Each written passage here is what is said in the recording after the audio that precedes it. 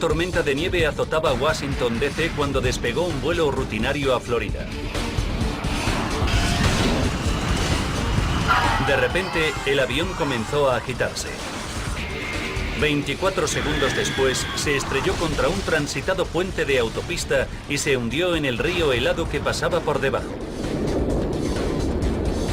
Murieron 78 personas y se puso en marcha una operación de rescate desesperada. ¿Cómo se convirtió un vuelo rutinario en uno de los desastres aéreos más trágicos de la historia? Ahora un equipo de expertos descubrirá lo que derribó exactamente al vuelo 90 de Air Florida. Los desastres no ocurren sin más. Son una cadena de acontecimientos críticos. Desentrañaremos las pistas e iniciaremos la cuenta atrás hacia esos segundos catastróficos finales. Segundos catastróficos. Accidente aéreo en Potomac. Estados Unidos. Washington, D.C. 13 de enero de 1982. 12:30. Joe Staley, ejecutivo de una gran empresa de telecomunicaciones, llegó al Aeropuerto Nacional de Washington con su secretaria, Nikki Felch. Joe y Nikki iban a Tampa, en Florida, de viaje de trabajo. Tenían previsto partir a las 2:15 de la tarde en el vuelo 90 de Air Florida. En el exterior hacía un tiempo fuera de lo normal. Washington, D.C. estaba sufriendo uno de los peores inviernos en décadas. La tormenta se intensificó y la temperatura cayó a 4 grados bajo cero. El Aeropuerto Nacional de Washington se encontraba a 5 kilómetros al sur de la colina del Capitolio, a orillas del río Potomac. 1:38 de la tarde. Todos los aviones permanecían en tierra mientras las máquinas quitanieve despejaban las pistas. En la puerta 12, el vuelo 90 de Air Florida, un Boeing 737, retrasó su hora de salida. El capitán Larry Whitton tenía 34 años, estaba casado y tenía 2 hijos. Roger Pettit, su primer oficial, solo tenía 31 años. Era un antiguo piloto de cazas de combate de las Fuerzas Aéreas estadounidenses con un historial magnífico. Pero ambos hombres tenían menos de 3 años de experiencia pilotando 737.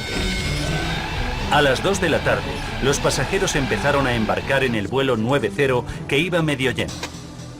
Había 71 pasajeros adultos y 3 niños. La azafata de 22 años, Nellie Duncan, les ayudó a subir a bordo. Para ella su trabajo era un sueño hecho realidad. Me encantaba mi vida de azafata.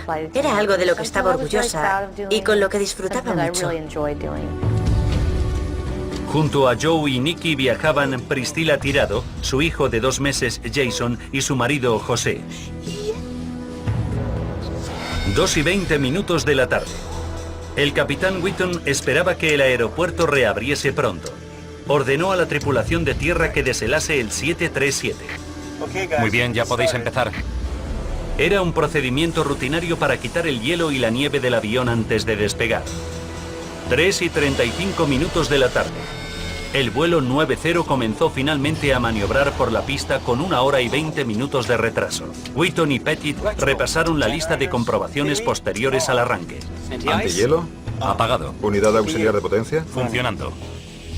Después el vuelo 90 se colocó en la cola para despegar detrás de otro avión. Vaya, qué mal está. Nunca había visto tanta nieve.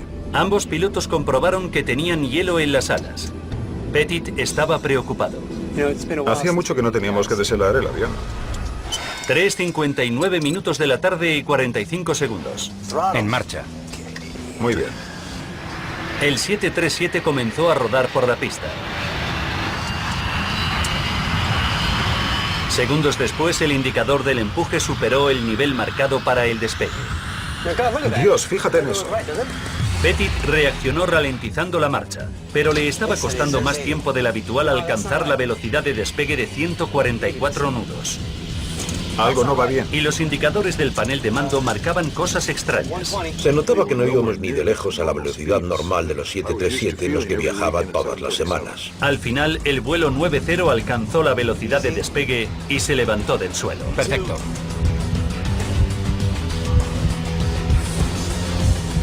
De repente, el morro se empinó bruscamente y el avión comenzó a sufrir sacudidas. Los pilotos sabían que tenían un grave problema. La posición del morro del vuelo 90 producía tanta resistencia que el avión perdió velocidad rápidamente. Tranquilo, solo necesitamos 500. Si el 737 se ralentizaba demasiado, se pararía y caería del cielo. El capitán Wheaton ordenó al primer oficial Pettit que bajase el morro empujando la palanca de control hacia adelante.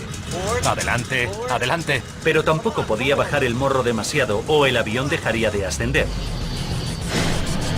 A 500 metros de distancia, la intensa nieve había provocado un atasco en el puente de la calle 14 sobre el río Potomac. 4 de la tarde y 53 segundos. A una altitud de 107 metros, el vuelo 90 dejó de repente de ascender y empezó a caer. El capitán Wheaton adelantó las palancas al máximo para obtener la máxima potencia. Pero era demasiado tarde. Los conductores que pasaban por el puente de la calle 14 escucharon el ruido de los motores del avión.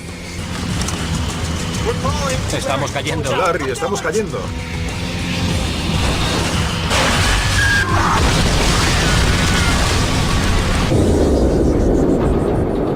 Joe Staley perdió el conocimiento cuando el fuselaje del 737 se rompió en 4 secciones. Recuerdo la sensación de perder la conciencia. Y recuerdo que al perder el conocimiento le pedí a Dios que me ayudase. Los desconcertados testigos se congregaron en el puente y las orillas del río. Un cámara de televisión grabó estas imágenes pocos minutos después. El 737 había desaparecido casi entero, excepto la sección de la cola. Joe y Nicky lograron llegar a una pequeña isla de restos junto a otros 4 supervivientes. Una era la joven madre Priscilla Tirado y otra la azafata Kelly Duncan. Los servicios de emergencia llegaron segundos después, pero sus botes hinchables no podían avanzar entre el hielo. Fue un golpe devastador para Kelly. Empecé a perder la esperanza. Me pareció que realmente era así como iba a morir. 4 y 6 minutos de la tarde. La unidad de helicópteros de la policía se encontraba en Anacostia Park, a 2,5 kilómetros del lugar del accidente. Vamos para allá. El piloto Don Usher era un veterano de Vietnam curtido por el combate. Se puso en marcha de inmediato junto al sanitario Jen Windsor. 4 y 10 minutos de la tarde.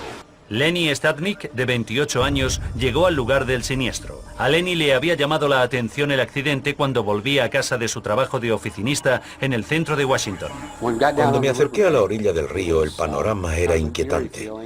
Estaba nevando y en mitad del silencio que reina cuando nieva, alguien gritó pidiendo ayuda desde el río. 4 y 22 minutos de la tarde. Los 6 supervivientes llevaban 21 minutos en el agua gélida. Tenían las extremidades entumecidas. Ya no podían mover las manos. Se estaban quedando sin esperanzas. Entonces oyeron al Eagle 1 acercándose. De repente escuché el ruido de un helicóptero. Don avistó a los supervivientes aferrados a la sección de cola del avión. Jean le arrojó un cabo a la azafata Kelly Duncan. Recuerdo que miré al cielo y vi una cuerda colgando delante de mí. Me la até detrás de la espalda y me izaron. Don y Jean intentaron acelerar el rescate lanzando 2 cabos. Joe Staley agarró uno de ellos y envolvió con un brazo a Priscilla Tirado, la joven madre. Nicky Phelps, la secretaria de Joe, agarró la otra cuerda. Pero Joe comprobó con horror que estaba demasiado herida para poder sujetarse. Segundos después, a Joe se le soltó Priscilla. El Eagle 1 puso a Joe a salvo. La tripulación sabía que Nicky permanecería a flote porque llevaba chalecos salvavidas. Su prioridad inmediata era Priscilla, cuyas posibilidades de supervivencia estaban al límite después de 30 minutos en el agua helada. Lenny Stadnik se quedó horrorizado cuando vio a Priscilla en el agua. Estaba tan cerca que se le veía la expresión de la cara. Tenía los ojos desorbitados, como si fuera a entrar en estado de shock. Priscilla se escurría una y otra vez del flotador. Traumatizada, exhausta y cegada transitoriamente por el combustible del avión, comenzó a ahogarse. Lenny se dio cuenta de que no podía seguir mirando. Pensé que iba a morirse si no me lanzaba a por ella.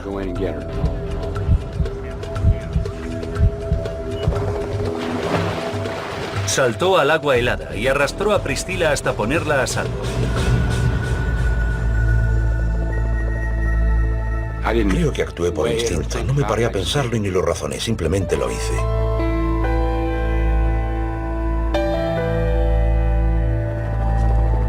Entonces, el Eagle One volvió a buscar a Nikki, pero estaba demasiado débil para agarrarse al flotador. Jean se situó sobre el patín, agarró a Nikki y la puso a salvo.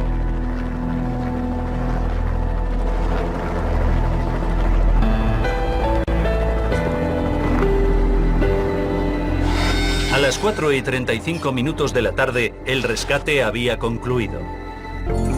Murieron 74 de los pasajeros y tripulantes del 737. Y 4 personas más fallecieron en el puente, elevando la cifra total de muertos a 78. Solo 5 personas sobrevivieron a la tragedia, pero de milagro. ¿Cómo se transformó un vuelo rutinario en uno de los accidentes aéreos más horribles de Estados Unidos? Ahora profundizaremos en la investigación para revelar la calamitosa cadena de sucesos que provocó el accidente del vuelo 90 de Air Florida.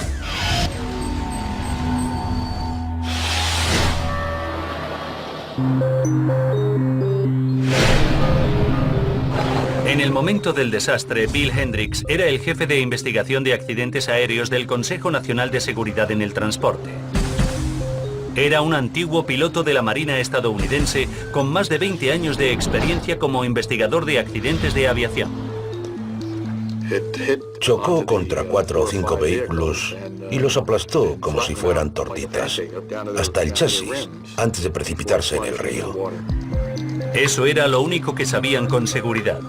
La pregunta era, ¿qué había provocado el desastre? Existían muchas posibilidades, desde un fallo mecánico catastrófico a un error del piloto, pasando por el sabotaje. Pero la tormenta de nieve era la principal sospechosa. Hendricks creía que tenía que haber algo más. Ese mismo día habían despegado del mismo aeropuerto docenas de aviones sin ningún problema. Lo que le había pasado al vuelo 90 tenía que ser único. El equipo comenzó interrogando a la tripulación de tierra que había deshelado el vuelo 90 en el Aeropuerto Nacional de Washington. El impulso hacia arriba que necesita un avión para volar se crea por un suave flujo de aire sobre las alas. Una capa de hielo o de nieve helada sobre las alas crea una interrupción que puede reducir el impulso hacia arriba e incrementar drásticamente la resistencia. Los expertos denominan contaminación a este problema. La tripulación de tierra insistió en que el vuelo 90 había quedado totalmente libre de hielo antes de maniobrar por la pista. Pero los investigadores profundizaron más y descubrieron un hecho intrigante. El operario que había deshelado el costado derecho del avión se había confundido con la temperatura del aire. Pensó que era de 4 grados cuando en realidad era de 4 grados bajo cero. Como resultado, había rociado ese flanco del avión con menos de la cantidad recomendada de producto anticongelante. El trabajo para eliminar el hielo de ese lado del avión no fue exhaustivo, fue más bien mediocre. Pero los investigadores sabían que aquello no constituía ni mucho menos una prueba concluyente de que el vuelo 90 estuviera contaminado de hielo y nieve cuando despegó. La tripulación de tierra había empleado la misma unidad de deshielo en otro avión sin ningún incidente. Y aunque había sido un trabajo de calidad inferior, había cumplido su función adecuadamente. Necesitaba obtener más pruebas. Los investigadores recurrieron a los supervivientes. Los supervivientes que iban en el avión oyeron ruidos, notaron sacudidas y vibraciones y escucharon sonidos. Suministraron un montón de información. Joe Staley contó que el vuelo 90 se había sacudido violentamente antes de estrellarse. Sus palabras confirmaron las sospechas del investigador. Sabía que podía ser el resultado de la interrupción del flujo del aire sobre las alas por el hielo y la nieve. Pero entonces Joe dijo que el 737 parecía avanzar lento y pausado durante el despegue. ¿Qué pudo suceder? Otros aviones no tuvieron ese problema a pesar de las condiciones de nieve. Hendricks y su equipo estaban desconcertados. Y necesitaban pruebas, y las pruebas yacían en el fondo del río Potomac. Las dos cajas negras cruciales continuaban desaparecidas. Encontrarlas era una labor ímproba. Entonces, 7 días después del accidente, un buceador percibió una débil señal. La siguió a través del agua helada y el haz de su linterna primero enfocó una de las cajas negras del avión y luego la otra. Era el momento por el que todos los investigadores habían estado rezando. Estaban a punto de averiguar lo que había pasado exactamente en los segundos previos al accidente. Vaya, qué mal está. Nunca había visto tanta nieve. Hacía mucho que no teníamos que deshelar el avión. El equipo se quedó asombrado cuando comprobó que ambos pilotos habían visto nieve en las alas y sin embargo no habían regresado para retirarla. Pero cuando las pruebas comenzaban a cobrar sentido, los investigadores se dieron cuenta de que algo no encajaba. Se quedaron perplejos con los comentarios del primer oficial Pettit sobre lo que marcaba el instrumental de vuelo. Dios, fíjate en eso. No puede estar bien, ¿no? Para averiguar lo que le preocupaba recurrieron a la grabadora de datos de vuelo. Y enseguida surgió otro misterio. Descubrieron que el superviviente Joe Staley tenía razón.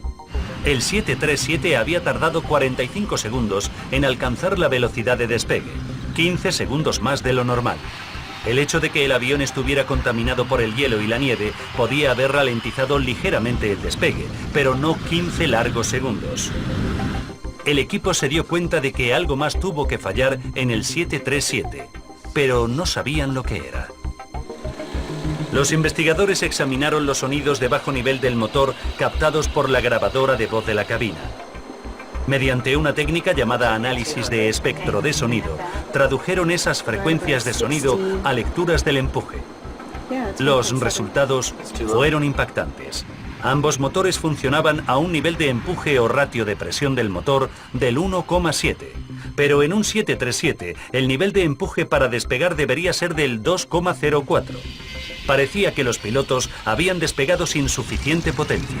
Dios, fíjate en eso. No puede estar bien, ¿no? Pero ¿cómo pudo ocurrir? Los investigadores escucharon la grabadora de voz de la cabina una y otra vez en busca de pistas. Luego se fijaron en un pequeño detalle. ¿Antihielo? Apagado. ¿Unidad auxiliar de potencia? Funcionando. Los investigadores se quedaron abrumados. La calidad de la grabación era mala, pero el capitán Wheaton parecía decir que el sistema de antihielo del motor estaba apagado. Hendricks se dio cuenta de que esa simple palabra podía haber desvelado el misterio del desastre.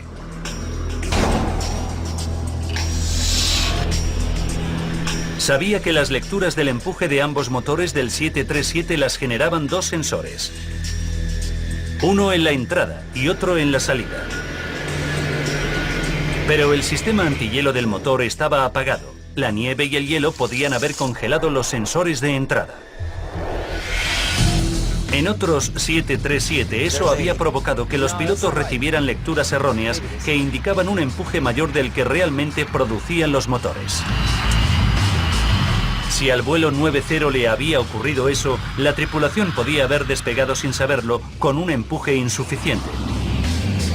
Hendricks le pidió a Boeing que efectuase pruebas para confirmar el efecto de los sensores bloqueados por el hielo y la nieve. Los efectos eran dramáticos. El motor rápidamente generaba una lectura de un ratio de presión de motor del 2,04. Pero en realidad estaba funcionando a un ratio de presión del motor de 1,7. Era exactamente el mismo nivel de empuje más débil que había revelado el análisis de espectro de sonido de los motores del vuelo 90. Entonces, los equipos de salvamento lograron sacar los motores accidentados del río. Los técnicos desmontaron los motores laboriosamente en busca de cualquier fallo mecánico, pero no encontraron nada. Luego inspeccionaron el sistema antihielo. Uno a uno examinaron los tubos que llevaban aire caliente a las áreas clave del motor. Los resultados fueron decisivos. Las válvulas del interior estaban cerradas. El sistema antihielo no había estado funcionando. Ahora recapitularemos los sucesos de aquel día nefasto y nos basaremos en las pruebas encontradas durante la investigación para revelar finalmente por qué se estrelló el vuelo 90. 13 de enero de 1982. Una serie de factores se combinaron para que se formase hielo y nieve en el avión del vuelo 90. El avión se roció con la mitad de la cantidad recomendada de producto anticongelante. El retraso permitió que se acumulase más nieve sobre el 737. 23 minutos antes del desastre. Whitton y Pettit dejaron apagado el sistema de antihielo del motor. ¿Antihielo? Apagado. Como resultado, los sensores de ambos motores se congelaron y, como consecuencia, enviaron unas lecturas erróneas engañosamente elevadas a la cabina. 14 minutos antes del desastre. Los pilotos notaron que había una gruesa capa de nieve en ambas alas, pero en contra de lo estipulado no regresaron para retirar la nieve. 1 minuto y 3 segundos para el desastre. Pettit se mostró confuso por las inusuales indicaciones de los instrumentos de vuelo, pero el capitán decidió no abortar el despegue. 24 segundos antes del desastre, el vuelo 90 despegó con los indicadores marcando un empuje de 2,04. Pero como los cruciales sensores del empuje estaban congelados, el verdadero empuje era de solo 1,07. Al mismo tiempo, el hielo y la nieve que se aferraban a las alas interrumpieron dramáticamente el flujo de aire y redujeron el impulso hacia arriba. Eso alteró la aerodinámica del avión y provocó que el morro se empinase peligrosamente. La resistencia resultante redujo la velocidad, lo que a su vez redujo aún más el impulso hacia arriba. 8 segundos antes del desastre. La pérdida de empuje hacia arriba alcanzó un punto crítico. A una altitud de solo 107 metros, el avión de 46 toneladas se detuvo y cayó del cielo. 4 y 1 minuto de la tarde. El vuelo 90 chocó contra el puente de la calle 14. El desastre se cobró 78 vidas, incluyendo las víctimas del puente.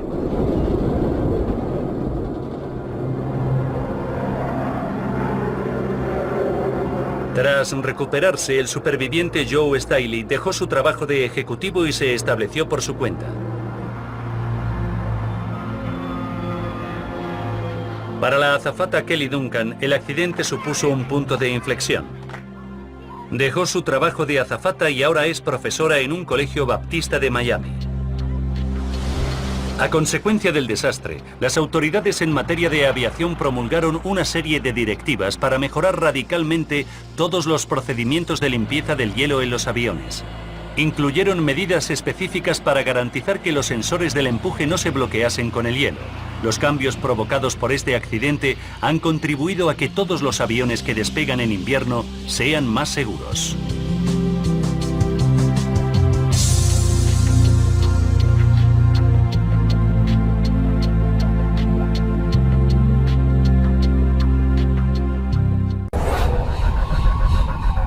La tripulación sabía que Nicky permanecería a flote porque llevaba chalecos salvavidas.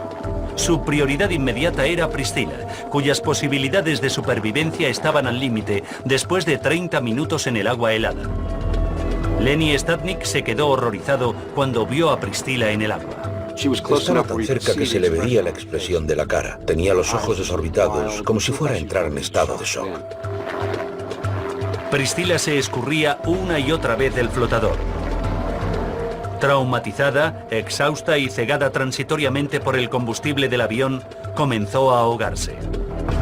Lenny se dio cuenta de que no podía seguir mirando. Pensé que iba a morirse si no me lanzaba a por ella.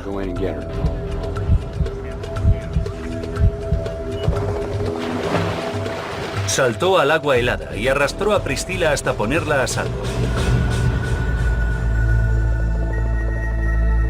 Creo que actué por instinto. No me paré a pensarlo y ni lo razoné, simplemente lo hice.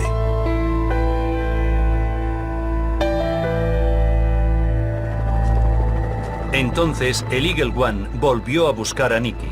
pero estaba demasiado débil para agarrarse al flotador. Jean se situó sobre el patín, agarró a Nikki y la puso a salvo.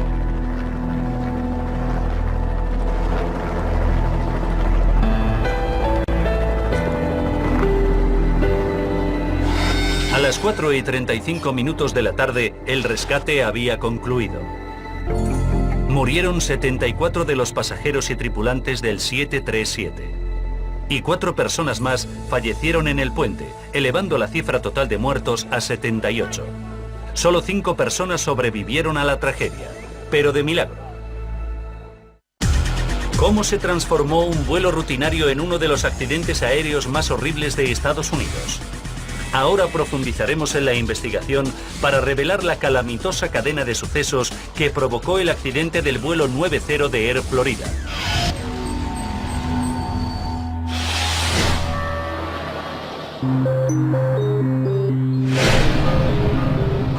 En el momento del desastre, Bill Hendricks era el jefe de investigación de accidentes aéreos del Consejo Nacional de Seguridad en el Transporte.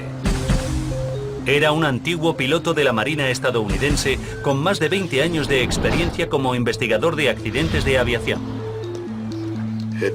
Chocó contra 4 o 5 vehículos y los aplastó como si fueran tortitas, hasta el chasis, antes de precipitarse en el río. Eso era lo único que sabían con seguridad.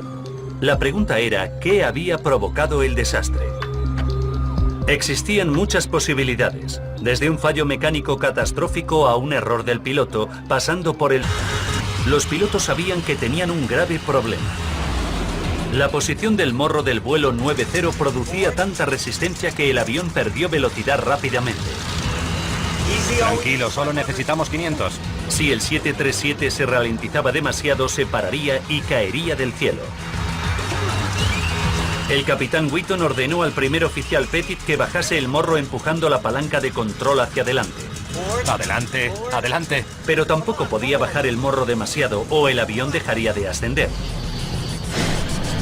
A 500 metros de distancia, la intensa nieve había provocado un atasco en el puente de la calle 14 sobre el río Potomac. 4 de la tarde y 53 segundos.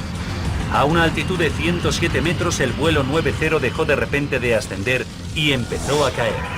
El capitán Wheaton adelantó las palancas al máximo para obtener la máxima potencia. Pero era demasiado tarde. Los conductores que pasaban por el puente de la calle 14 escucharon el ruido de los motores del avión. Estamos cayendo. Larry, estamos cayendo.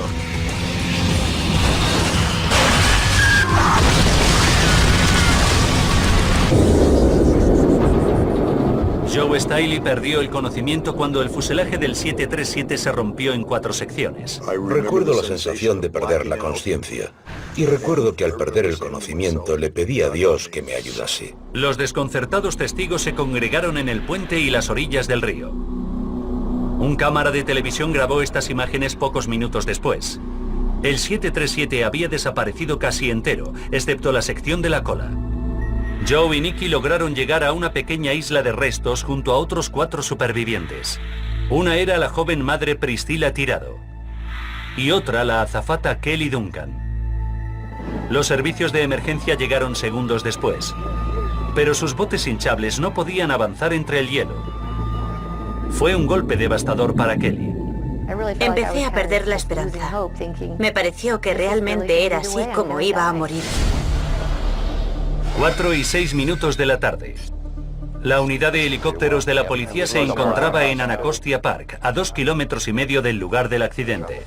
Vamos para allá. El piloto Don Usher era un veterano de Vietnam curtido por el combate. Se puso en marcha de inmediato junto al sanitario Jane Windsor. 4:10 de la tarde. Lenny Stadnick, de 28 años, llegó al lugar del siniestro. A Lenny le había llamado la atención el accidente cuando volvía a casa de su trabajo de oficinista en el centro de Washington. Cuando me acerqué a la orilla del río, el panorama era inquietante. Estaba nevando y en mitad del silencio que reina cuando nieva. Sus palabras confirmaron las sospechas del investigador. Sabía que podía ser el resultado de la interrupción del flujo del aire sobre las alas por el hielo y la nieve. Pero entonces Joe dijo que el 737 parecía avanzar lento y pausado durante el despegue. ¿Qué pudo suceder? Otros aviones no tuvieron ese problema a pesar de las condiciones de nieve. Hendricks y su equipo estaban desconcertados. Y necesitaban pruebas, y las pruebas yacían en el fondo del río Potomac. Las dos cajas negras cruciales continuaban desaparecidas. Encontrarlas era una labor ímproba. Entonces, 7 días después del accidente, un buceador percibió una débil señal. La siguió a través del agua helada y el haz de su linterna primero enfocó una de las cajas negras del avión y luego la otra. Era el momento por el que todos los investigadores habían estado rezando. Estaban a punto de averiguar lo que había pasado exactamente en los segundos previos al accidente. Vaya, qué mal está. Nunca había visto tanta nieve. Hacía mucho que no teníamos que deshelar el avión. El equipo se quedó asombrado cuando comprobó que ambos pilotos habían visto nieve en las alas y sin embargo no habían regresado para retirarla. Pero cuando las pruebas comenzaban a cobrar sentido, los investigadores se dieron cuenta de que algo no encajaba. Se quedaron perplejos con los comentarios del primer oficial Pettit sobre lo que marcaba el instrumental de vuelo. Dios, fíjate en eso. No puede estar bien, ¿no? Para averiguar lo que le preocupaba recurrieron a la grabadora de datos de vuelo. Y enseguida surgió otro misterio. Descubrieron que el superviviente Joe Staley tenía razón. El 737 había tardado 45 segundos en alcanzar la velocidad de despegue, 15 segundos más de lo normal. El hecho de que el avión estuviera contaminado por el hielo y la nieve podía haber ralentizado ligeramente el despegue, pero no 15 largos segundos. El equipo se dio cuenta de que algo más tuvo que fallar en el 737. Pero no sabían lo que era. Los investigadores examinaron los sonidos de bajo nivel del motor captados por la grabadora de voz de la cabina. Mediante una técnica llamada análisis de espectro de sonido, tradujeron esas frecuencias de sonido a lecturas del empuje. Los resultados fueron impactantes. Ambos motores funcionaban a un nivel de empuje o ratio de presión del motor del 1,7. Pero en un 737, el nivel de empuje para despegar debería ser del 2,04. Parecía que los pilotos habían despegado sin suficiente potencia. Dios, fíjate en eso. No puede estar bien, ¿no? Pero ¿cómo pudo ocurrir? Los investigadores escucharon la grabadora de voz de la cabina algo más. Ese mismo día habían despegado del mismo aeropuerto docenas de aviones sin ningún problema. Lo que le había pasado al vuelo 90 tenía que ser único. El equipo comenzó interrogando a la tripulación de tierra que había deshelado el vuelo 90 en el Aeropuerto Nacional de Washington. El impulso hacia arriba que necesita un avión para volar se crea por un suave flujo de aire sobre las alas. Una capa de hielo o de nieve helada sobre las alas crea una interrupción que puede reducir el impulso hacia arriba e incrementar drásticamente la resistencia. Los expertos denominan contaminación a este problema. La tripulación de tierra insistió en que el vuelo 90 había quedado totalmente libre de hielo antes de maniobrar por la pista. Pero los investigadores profundizaron más y descubrieron un hecho intrigante. El operario que había deshelado el costado derecho del avión se había confundido con la temperatura del aire. Pensó que era de 4 grados cuando en realidad era de 4 grados bajo cero. Como resultado, había rociado ese flanco del avión con menos de la cantidad recomendada de producto anticongelante. El trabajo para eliminar el hielo de ese lado del avión no fue exhaustivo, fue más bien mediocre. Pero los investigadores sabían que aquello no constituía ni mucho menos una prueba concluyente de que el vuelo 90 estuviera contaminado de hielo y nieve cuando despegó. La tripulación de tierra había empleado la misma unidad de deshielo en otro avión sin ningún incidente. Y aunque había sido un trabajo de calidad inferior, había cumplido su función adecuadamente. Necesitaba obtener más pruebas. Los investigadores recurrieron a los supervivientes. Los supervivientes que iban en el avión oyeron ruidos, notaron sacudidas y vibraciones y escucharon sonidos. Suministraron un montón de información. Joe Staley contó que el vuelo 90 se había sacudido violentamente antes de estrellarse. Sus palabras confirmaron las sospechas del investigador. Sabía que podía ser el resultado de la interrupción del flujo del aire sobre las alas por el hielo y la nieve. Pero entonces Joe dijo que el 737 parecía avanzar lento y pausado durante el despegue. ¿Qué pudo suceder? Otros aviones no tuvieron ese problema a pesar de las condiciones de nieve. Hendricks y su equipo estaban desconcertados. Y necesitaban pruebas, y las pruebas yacían en el fondo del río Potomac. Las dos cajas negras cruciales continuaban desaparecidas. Encontrarlas era una labor ímproba. Entonces, 7 días después del accidente, un buceador percibió una débil señal. La siguió a través del agua helada y el haz de su linterna primero enfocó una de las cajas negras del avión y luego la oyó ahogarse. Lenny se dio cuenta de que no podía seguir mirando. Pensé que iba a morirse si no me lanzaba a por ella.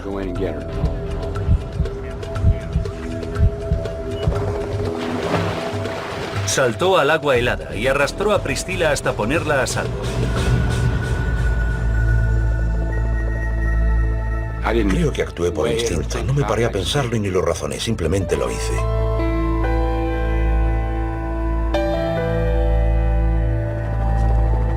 Entonces, el Eagle One volvió a buscar a Nikki, pero estaba demasiado débil para agarrarse al flotador. Jean se situó sobre el patín, agarró a Nikki y la puso a salvo.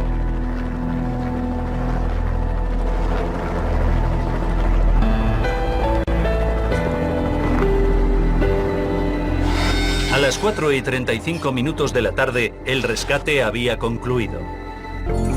Murieron 74 de los pasajeros y tripulantes del 737. Y 4 personas más fallecieron en el puente, elevando la cifra total de muertos a 78. Solo 5 personas sobrevivieron a la tragedia, pero de milagro. ¿Cómo se transformó un vuelo rutinario en uno de los accidentes aéreos más horribles de Estados Unidos? Ahora profundizaremos en la investigación para revelar la calamitosa cadena de sucesos que provocó el accidente del vuelo 90 de Air Florida.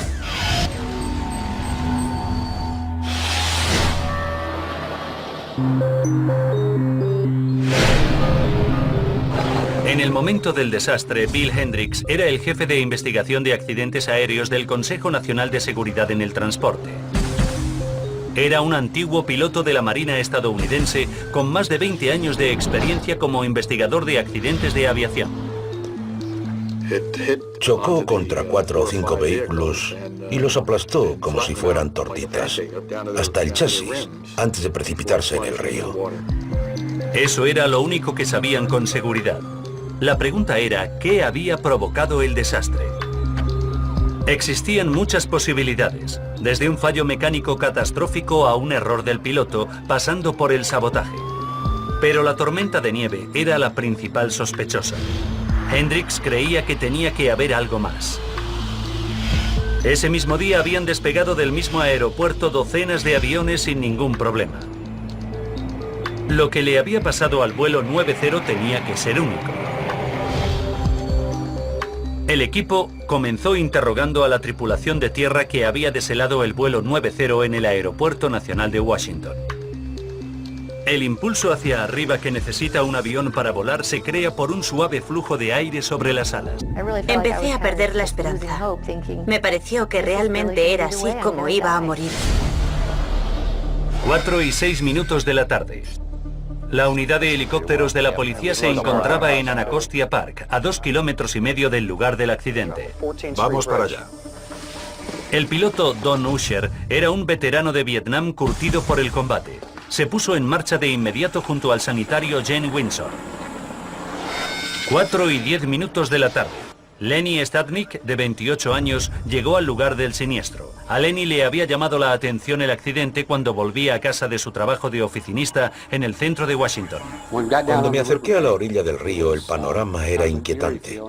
Estaba nevando y en mitad del silencio que reina cuando nieva, alguien gritó pidiendo ayuda desde el río.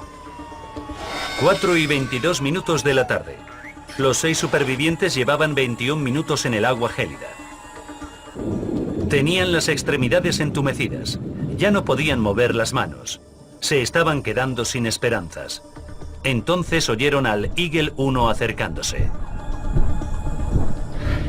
De repente escuché el ruido de un helicóptero. Don avistó a los supervivientes aferrados a la sección de cola del avión. Jean le arrojó un cabo a la azafata Kelly Duncan. Recuerdo que miré al cielo y vi una cuerda colgando delante de mí. Me la até detrás de la espalda y me izaron. Don y Jean intentaron acelerar el rescate lanzando 2 cabos. Joe Stiley agarró uno de ellos y envolvió con un brazo a Priscilla Tirado, la joven madre. Nikki Phelps, la secretaria de Joe, agarró la otra cuerda. Pero Joe comprobó con horror que estaba demasiado herida para poder sujetarse. Segundos después, a Joe se le soltó Priscilla. El Eagle 1 puso a Joe a salvo. La tripulación sabía que Nikki permanecería a flote porque llevaba chalecos salvavidas.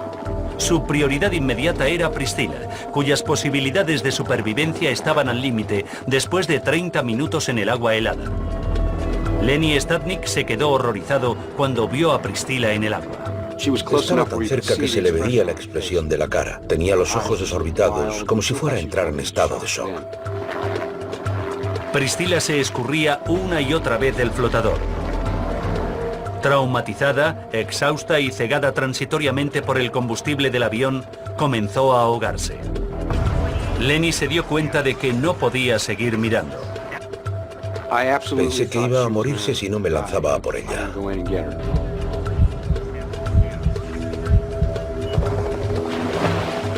Saltó al agua helada y